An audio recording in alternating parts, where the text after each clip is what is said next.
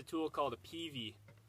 It's got a big hook and a spike on the end, and it's great for moving logs around. There's another one a lot like it that's got a different tip here, a little bit of claw, no big spike. It's called a cant hook. This one's called a peavey. It's our tool of choice. Great for moving big timber around.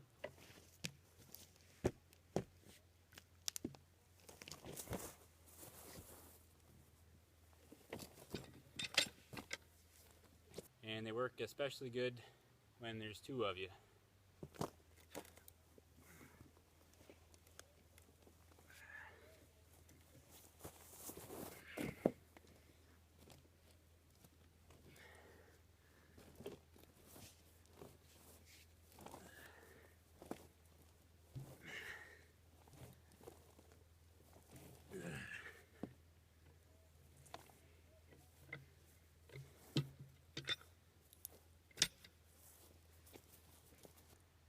And if you don't know, now you know.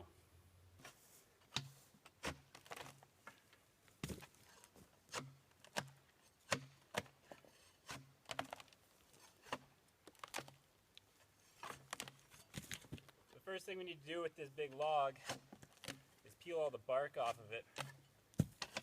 Anytime you're working with round log or anything you're not milling up, you always want to peel the bark off of it. Especially anything big like this with a big, thick, heavy bark to it. It just acts like a sponge, soaks up water and holds it there, and holds it right against your wood, which is your structure, and it just creates a lot of rot issues. It's also an invitation for bugs. This one's already, I can see lots of grubs happening in here from fur beetles and whatnot. They just burrow in and keep digging around. There's a grub right there. And he just sits in there and eats away at the wood and creates holes and just causes havoc. So you want to get the bark off as much as possible for sure. And just increase the longevity of your timber. Here's a little grub that came out of that log. He's not looking too happy now. Good bait for fishing though.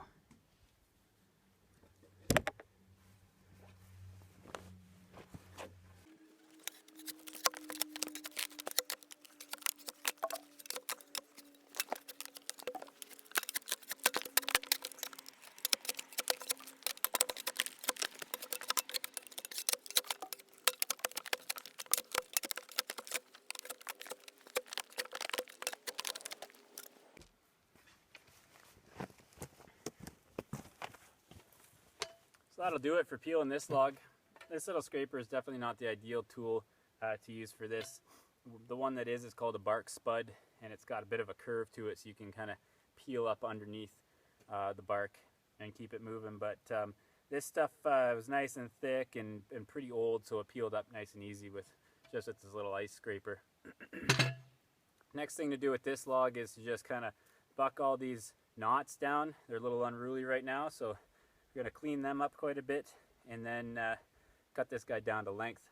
This is a nice big log, and it would have been great to use for milling. We could get all kinds of great timbers out of this, except for all these knots.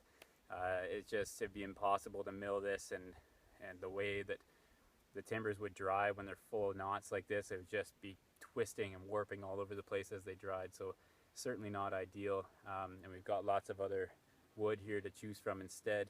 Another thing to consider when you're working with logs that came from a residential area is to watch out for hardware. That's where you're going to find nails or old clothesline parts or anything like that. And the tree would have long grown around them, and so there's no way of knowing where they are. And it's fine, it's safe enough with a bandsaw mill or something. It might dull up your blade, but when you're going through with a chainsaw, your chain will kind of catch it and it could fire it out and through your leg if you're not careful. So anytime you're working with them, just kind of work under the assumption that you're about to hit something, and just try to keep safety in mind. Because it's nice to use fresh lumber from the forest. It's all nice and clean, but it's also good to try to use up some trees that are getting cut down anyway in town and would either end up in the dump or just rotting away anyway somewhere else. So it's good to try to use them where you can, but just be careful for sure.